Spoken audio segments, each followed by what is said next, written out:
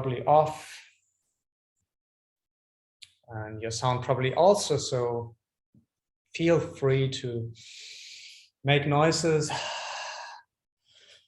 to shake, to do movements, to do what needs to be, finding yourself in a balance, and a balance that feels right.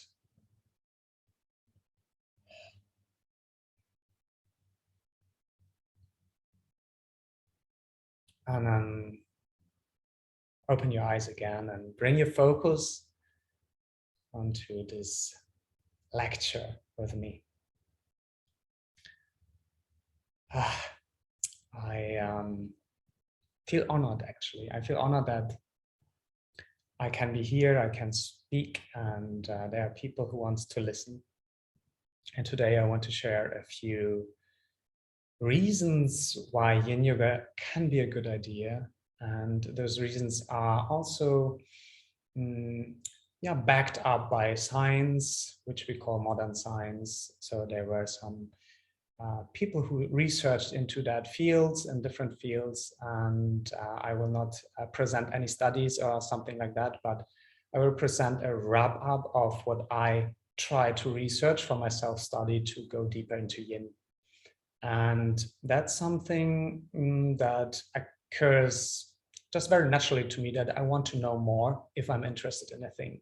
And then I give myself some task, for example, creating an online course. And this task actually guides me deeper into the matter. So I researched and I create a structure. That's the first thing I do. Like, what do I want to tell? What do I want to teach? And by doing that, I give myself a schedule, what I want to learn to teach. And I can really recommend that. So jump into the cold water, create something, and learn by teaching. That's a wonderful thing. You need to have a little bit of courage, because at first, this is new to you, maybe, and it's always something new. And like science is continuing, knowledge is continuing, we are changing. And it is a way how to go deeper into a thing, to explain it to other people. And by sharing it, by explaining it, it can be a friend. Yeah, teaching doesn't mean you need to host an online summit. It can also just mean to speaking to a friend and explain to them what means Yin Yoga, what means your practice to you, or why is it so good? Why does it help you, or in what way? Or like, I like to share like interesting facts, often with my girlfriend. And she is kind of very into her female energy most of the time. So she doesn't care much about facts. But I still try to share as much as possible. And sometimes I get her into something. And then it's even more exciting, because then people give you feedback and say, really, I didn't know that. That's interesting. Okay, that as a little introduction into this course, into this lecture. And yeah, I want to share my superheroes. Please feel free to always comment on the chat if you have any questions, or if you want to me to explain something a little bit more or less or whatever. Please use the chat or use these reaction buttons so I can have a little bit of feedback. Okay, why do I call them superheroes? Because I think they have as many powers as a superhero has. And this analogy is just on the point for me. And in the end, with those superheroes' attitudes or attributes, we describing something holistic, and that's actually us, like we as a human, as a person, as a being. And I like to see a human as a superhero as well, because if you go a bit more deeper into detail, you figure out like how incredible this organism is. And this is a whole miracle in itself, but it is just a little part of we are all together, and the nature and the environment, like all the plants, all the animals, the globe as a planet itself. And you get humble, I get humble and thankful. And so this research of knowledge leads also to yeah, thankfulness and gratefulness to being alive. And I think this can come together. And especially if you have knowledge, you can combine it with the experience in the practice. And then something bigger grows. That's my experience. I try to share my screen for the first time. Let's try to do that and figure out if it works, because I have prepared a little keynote. Does everybody see my screen? Yes, okay, good. Oh, that's actually wrong. This one is the right. Is this the right one? Oh no, I choose the wrong one. Okay, wait. I want to go.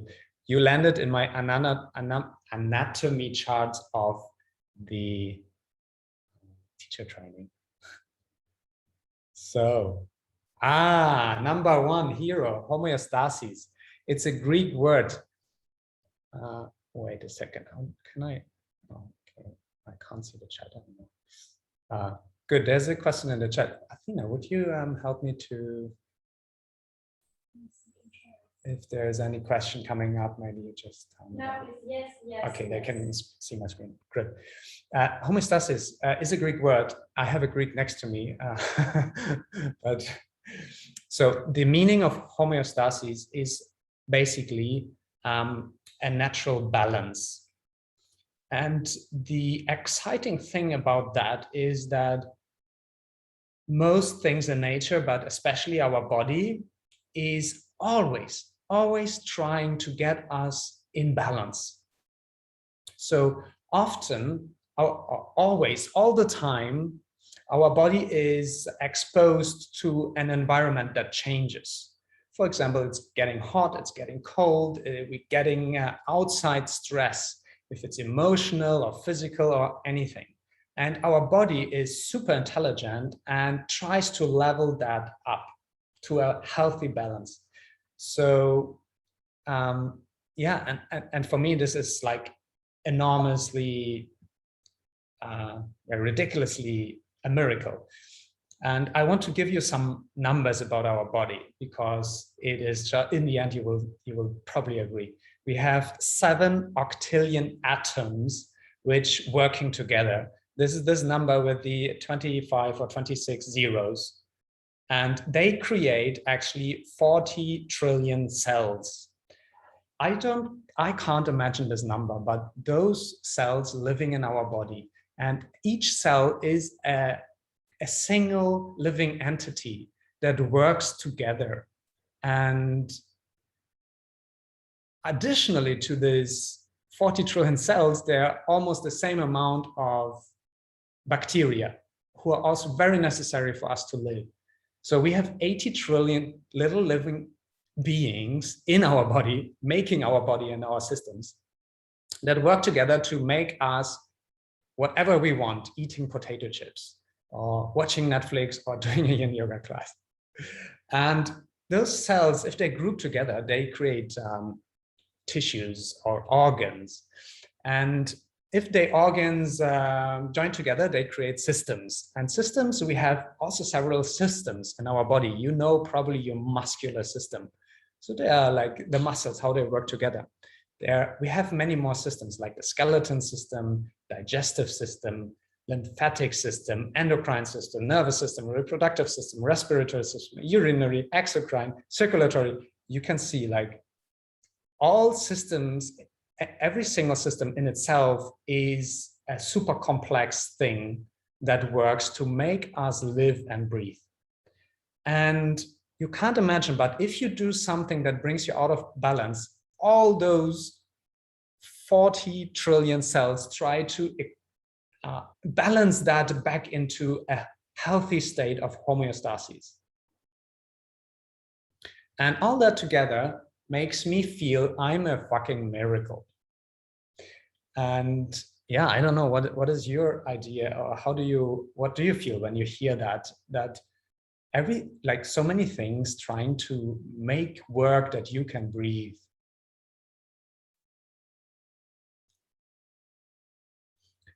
So the superhero homeostasis keeps us always in balance.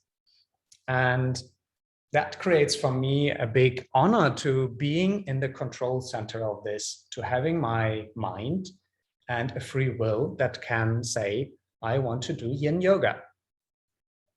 So what do we do in Yin Yoga? So this homeostasis is related to Yin Yoga because one of the main targets in Yin Yoga is actually to bring our body back into that balance.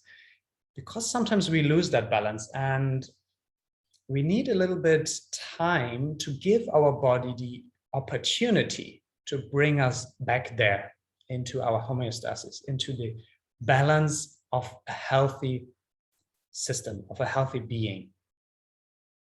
And in Yin Yoga, we target areas when we stretch them or when we calm ourselves down to support that process. That's the link to Yin Yoga. Let's go to the hero number 2. It's called the parasympathetic nervous system. It's quite a long name. Or how we can switch from stress to relaxation.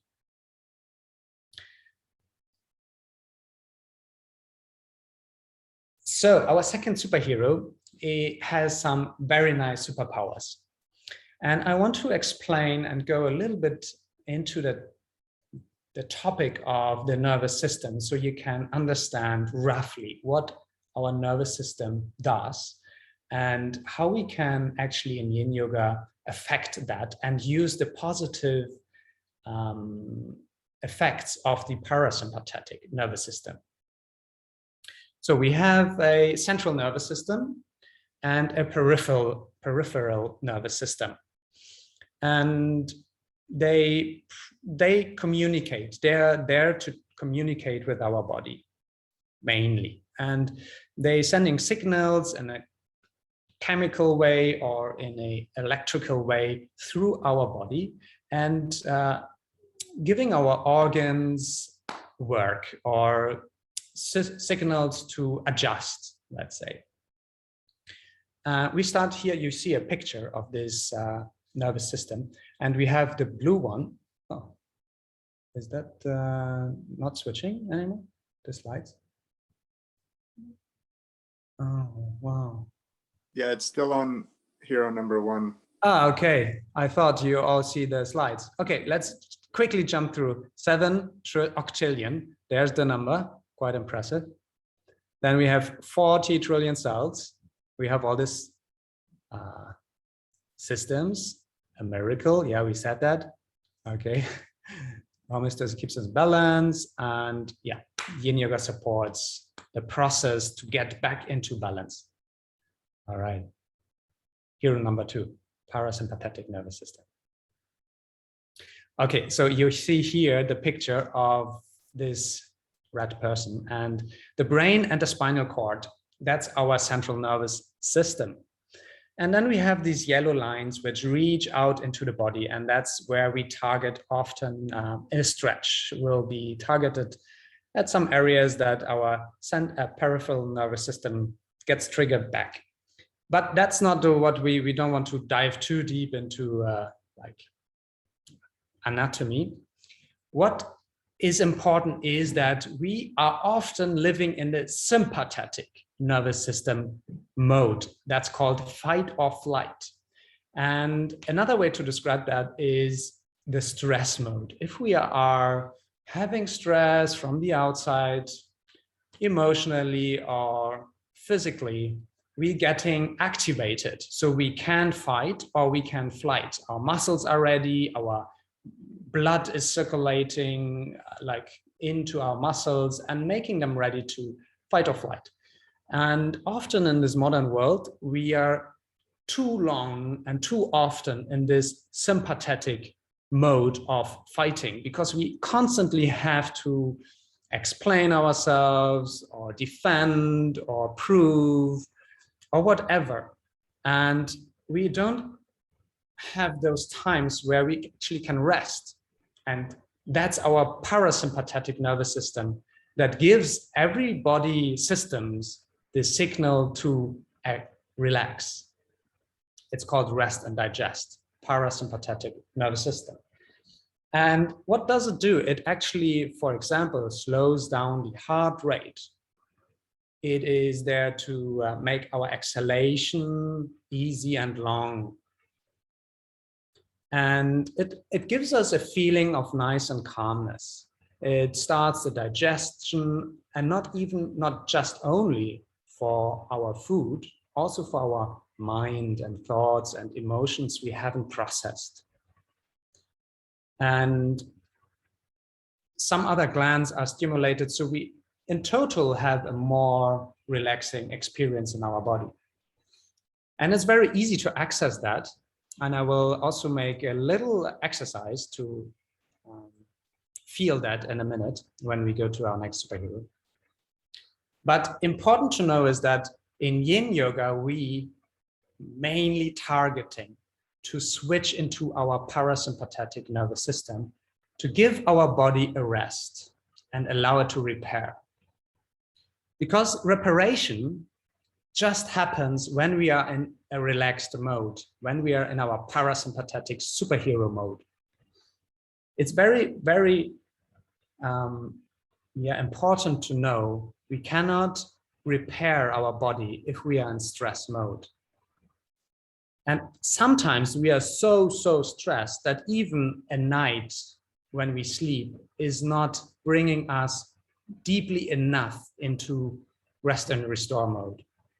So sometimes we have to consciously bring our mind and body into that rest and restore mode. And that's happening in Yin Yoga when you consciously focus on relaxing your muscles, consciously focus on relaxing your whole body.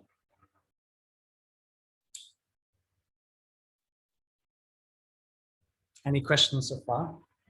There are some in the chat. Let me see. Slide out. Okay, good. So let's go to our superhero number 4, the breath. And I have a little exercise we can do with the breath.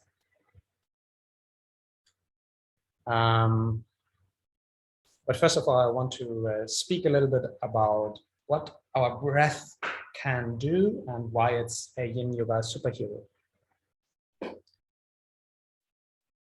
First, before we go into the more philosophic topic of the breath, the breathing is actually a gas exchange in our body that is essential to stay alive. Without that gas exchange, we wouldn't be able to live because every single cell in our body needs oxygen to live. And we take that oxygen in and we breathe out dioxygen, CO2. And this change happens in our lungs. So our blood gets fed by oxygen, and then the blood brings that oxygen to our cells, to our muscles, wherever it's needed.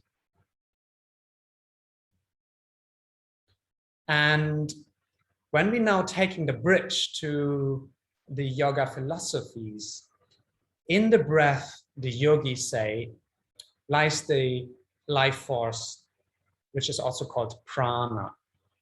And by breathing, we're actually taking life force in.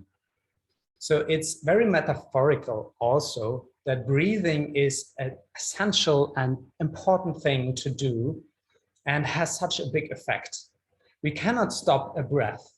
And that's beautiful, that we on one hand don't need to focus on breathing. Our body just does that by itself. But on the other hand, we have the ability to control our breath until a certain point. So that makes us able to use the breath as a tool to create a different experience in our body. And I want to do that with you. So please find a lying down position. You can do that also in sitting if you don't want to lie down. And this exercise probably just takes 3 minutes. But please find a position where you lie down on the floor.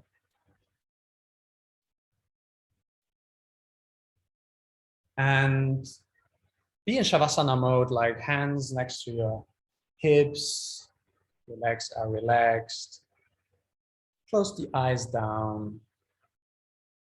Feel the contact points to the mat, the floor. Feel the weight of your body. And slowly guide your awareness to your breath. Without changing anything, first observing how's the breath flowing? What is the rhythm? Where does it happen?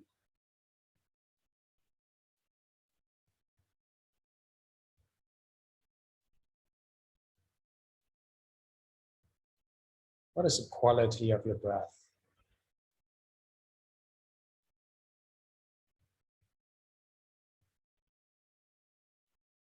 And I will ask you now to do the following exercise for 2 minutes. Guide your breath into your navel center. That means breathe with your belly. Inhale and slowly expand your belly, your navel, and exhale to let it soften and sink down. So breathe into your lower abdominal cavity. And slow down, that's the important thing, slow down the breath as much as you can, especially the exhalations. Very slow, smooth, and perfectly in balance. Long inhalations and long exhalations.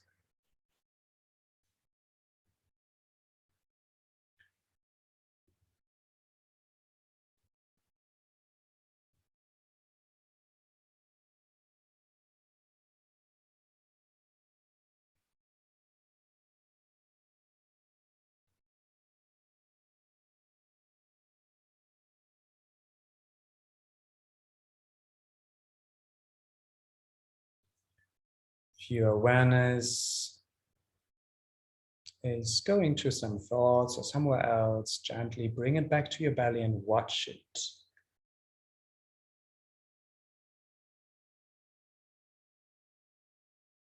Smooth and rhythmic inhalation, same length as the exhalation.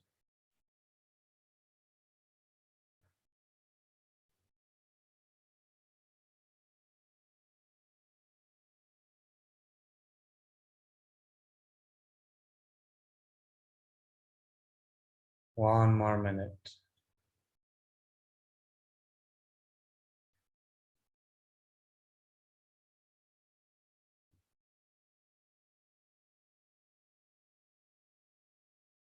You're giving your body the signal to completely rest and relax.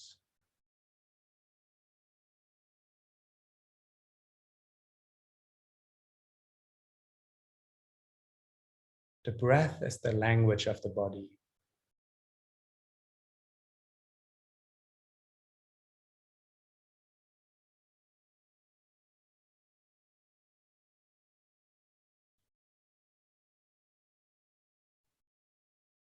Introduce to ease the transition from inhale to exhale.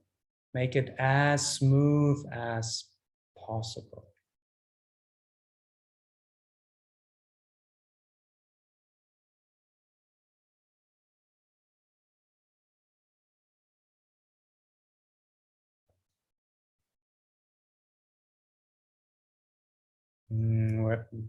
Very well. Slowly let go of the shaping of the breath. Come back to a natural flow.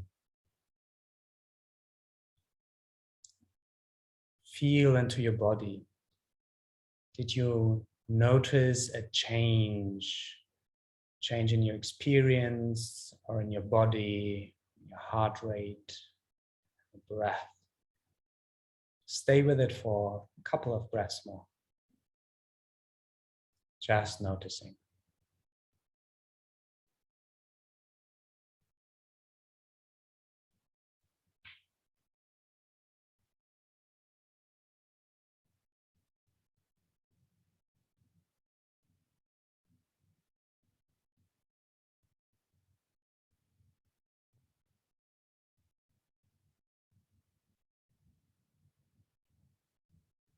Good. And take a deep inhalation. Fill the body, fill the lungs. Sigh out. One more time. And sigh out. Good. And if you're ready, come back to a seated. Probably you have felt it very similar to my experience, that the whole system is calming down. Even the thoughts getting slower. It's not for everybody instantly experienceable. This is a word, feelable. But over time, if you practice that a little bit more often, it will come more quickly and more easily. So you can just slow down your whole system by breathing consciously and slowly. And the yogis also say, or a teacher of me says always, if you focus your awareness into the present moment onto your breath, this is actually how you cultivate prana. And prana is meant to be the life force. So we're giving ourselves those mode where we actually gain energy to live. And we can choose how to spend the energy, of course. But now those things coming together, the parasympathetic nervous system is activated when we breathe slowly, when we slow down and calm down. And that brings us back into homeostasis, balance, and inner balance. And let me try to share. Do you have any comments? Please type in the chat if you felt a change in your body, please type yes. If you didn't felt any change, please type no. Or you can give me, yeah. Yes, yes, yes, yes. Thanks for your feedback.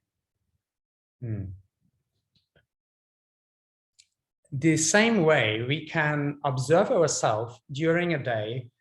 If we are in a moment where we don't feel comfortable, observe your breath and see how is your breath, and it will reflect your state of mind. Our breath changes if we are frightened, or if you get shocked, your breath will react. So your body is a mirror. And you can use your body to, if you have not a good connection to your mind or to your emotions, you can use your body to find out how I am at the moment.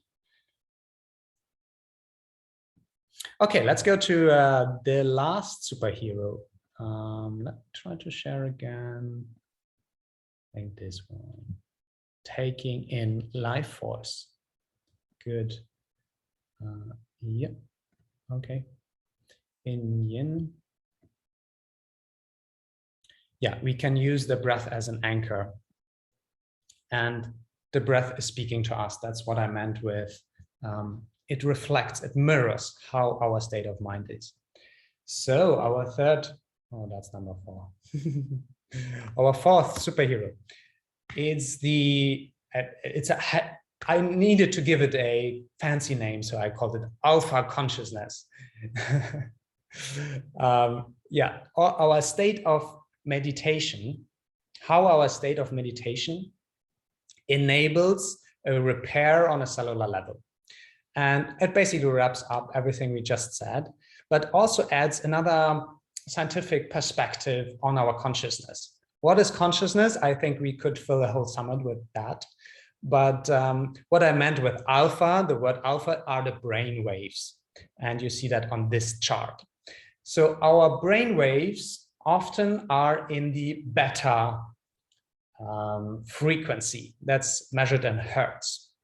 And that's between 13 or 25 or even a little bit more, 30. And that means actually we are in an active mode, in an active frequency where our brain waves are meant to function. So we are thinking, or we have to find solutions for problems that are actually bothering our present moment. We are in an alert mode. And in this brain waves, we cannot activate our cell repair. We cannot activate our regeneration. We are in a mode where we have to achieve, we have to do. And if we come into an alpha mode, which is just below on this graphics, it's 8 to 12 hertz. And that's the amplitude of the wave. We are in a relaxed mode. And it's not just that, also our brain waves, they're all the different frequencies you can see, alpha, theta, delta, gamma. They're all happening at the same time, but one is dominant. And if they are all in a coherence, that means if they all vibrate together, we call that coherence. That's also a quality of the state of your brain waves. So what happens when we come into Yin Yoga is actually we change our brain waves from beta or beta to alpha. And that gives us a different awareness, a different spectrum of consciousness. We extend the frequency of our awareness, and you can measure that. I, for example, have a little device I can put on my forehead, and it measures brain waves. It's like a tool to play around. It's not really helping you to be a better person or to be more yogi, but it is fun to play around and to see. And sometimes we even come as deep into relaxation as the theta.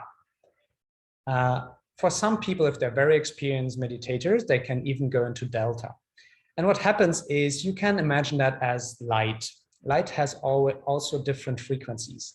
And we are not able to see all the light frequencies. So our view, our experience of reality is just in the frequency of light we can see. That's the colors of the rainbow. But there's ultraviolet light or infrared. And imagine you can see also this kind of light. You would have a wider awareness of your experience. And you can imagine the same way, if we change into different kind of brain waves, we have a bigger range of experience available. And that's what happens in Yin Yoga. We give our body and our mind the signals to relax that leads immediately to have our brain waves more slow and more coherent. And that also the superhero alpha consciousness, let's say the superhero consciousness, has also to do with our nature of the mind. What we can experience when we come into a phase of not doing anything, of just observing our body, and that's happening in a Yin Yoga posture, then we get the chance to actually listen. And we listen to our mind, to our monkey mind, which is always speaking to us. And we get to know, how do we speak to ourselves? What kind of thoughts are coming up? How do we treat ourselves? And that's one part of figuring out who you are and how do you want to be.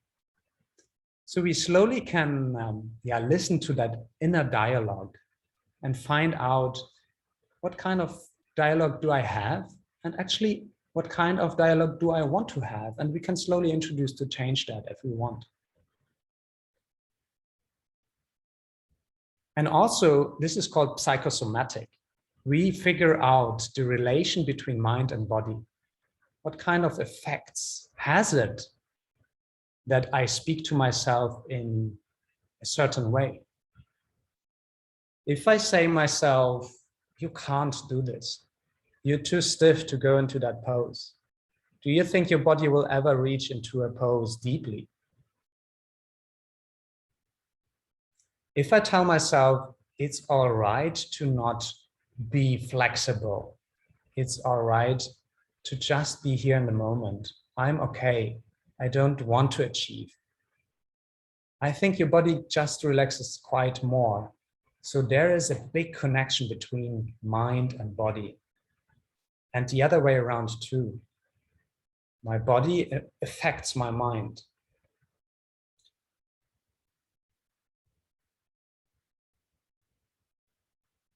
And in the end, the consciousness is that entity that allows us to experience our existence and to create a wider range of frequencies back to the brainwaves, gives us more experience of our existence. And that's so beautiful. And in Yin Yoga, we have actually the chance to listen and refine this awareness, because we have sensations we can focus on, we have the energies we can probably try to explore. Yeah, what is prana? And there are different types of prana in the yoga philosophy. And for example, an inner sense of flow. You can try that in your next lesson, maybe today. If you can feel a flow inside your body, that can mean you observe a specific quality of prana, of life force. So Yin Yoga gives us the chance and the opportunity to tap into that 4 kinds of superheroes. And there are many more superheroes, but I just picked those 4. And they're scientifically explored already. For example, in meditation, there are many, many studies how many beneficial, healthy, beneficial effects meditation has on our body and mind.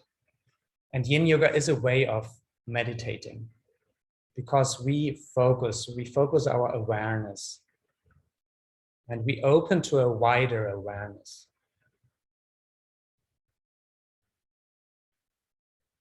Let me switch back. So we have 5 minutes before I scheduled this to an end. And I want to know if you could follow me along so far. And if you have any questions or any experience you want to share, if you have probably experienced that widening of consciousness, or that your body is influenced by the breath, or that you feel sometimes out of balance, and a Yin Yoga practice probably can bring you back in balance. So anything you want to share, please feel free to type into the chat, or to open the mic, or to ask a question.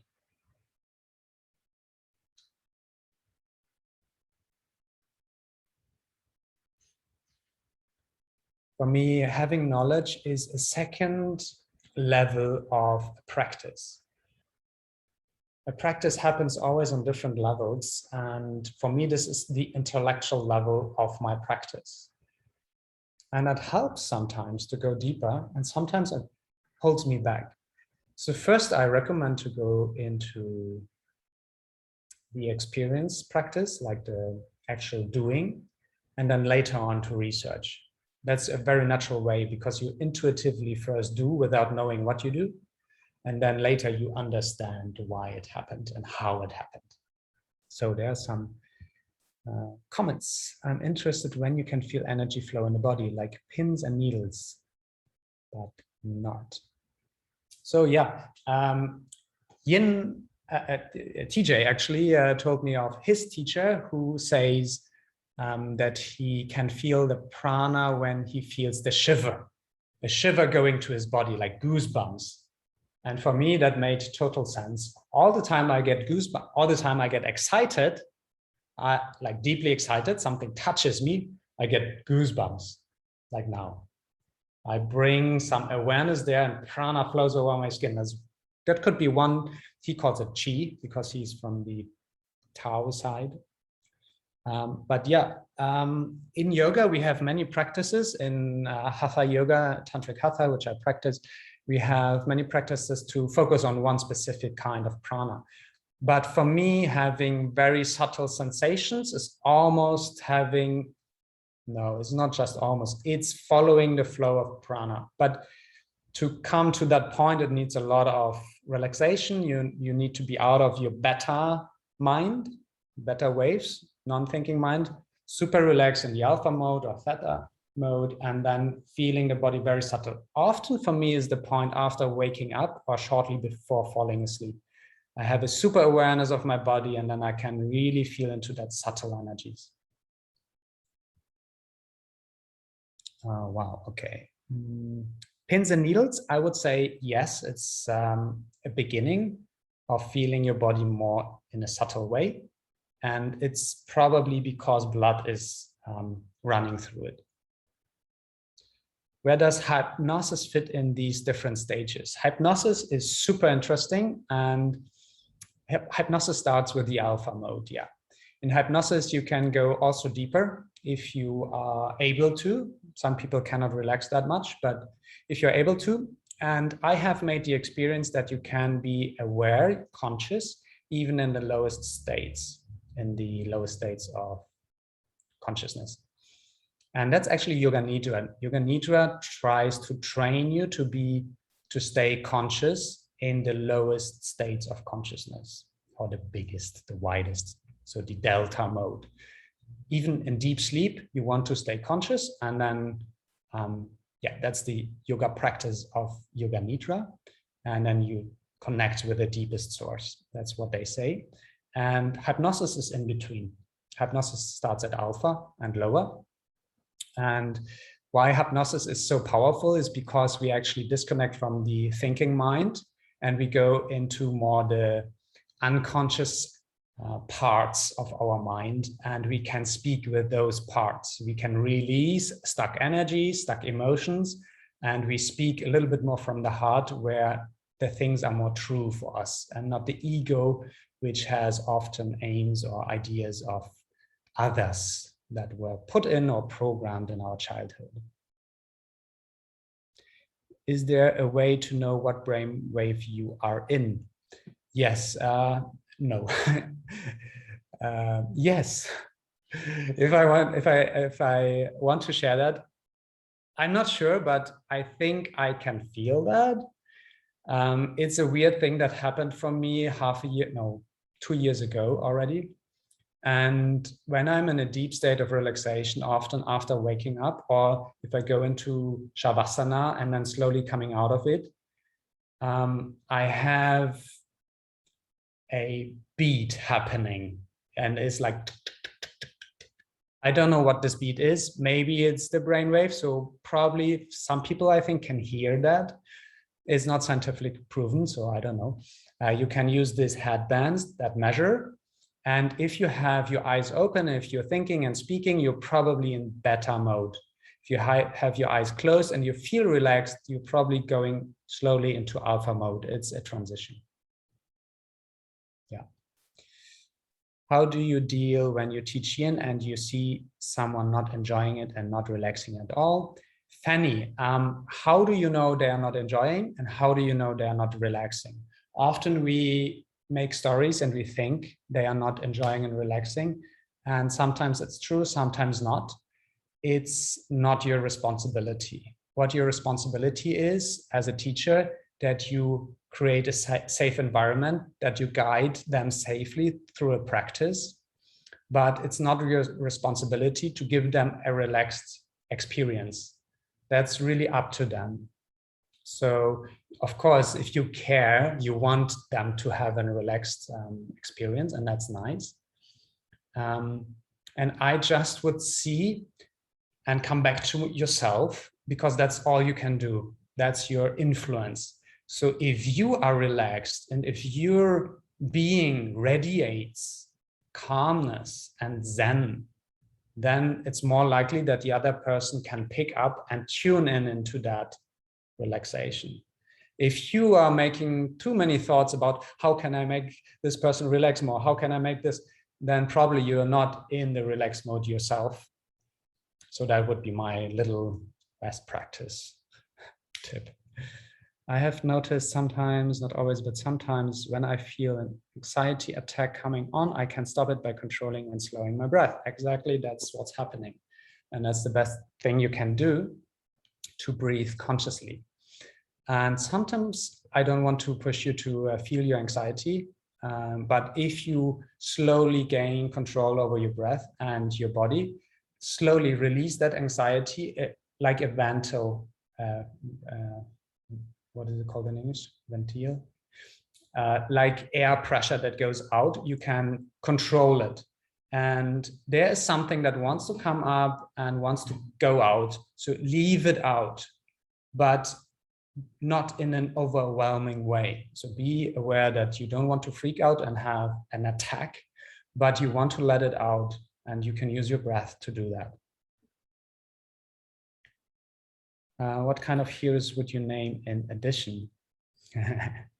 Rive B.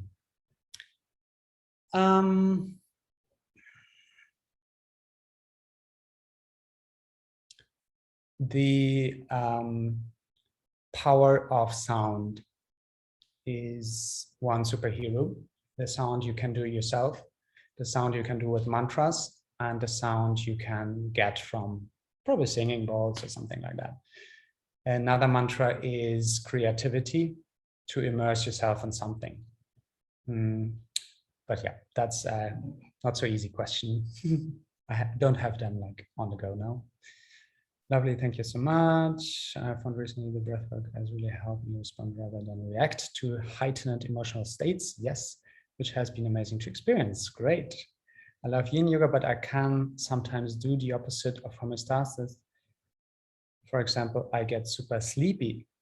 Yeah, so Vicky, it's important to recognize, what do you need? What do you have too much? And sometimes if you have too much Yin Yoga, probably you find that in this weekend. If you just do 3 classes a day for a weekend, you are almost too much in your Yin energy. That means too much relaxed. And it's missing a little bit the activation energy. Because our world at the moment is so demanding and stressing from the outside, most of people need Yin more than Yang Yoga. But if you feel you're too much in Yin and you cannot decide what to eat, you cannot decide, deciding as a Yang energy. And if you're too much in Yin, you sometimes have problems to decide. That's one thing that can appear. Many other things. And if you feel you're too much into your Yin, maybe do a Yang practice or a Yang exercise. Deciding can be a Yang exercise, or being strict or straight or focused.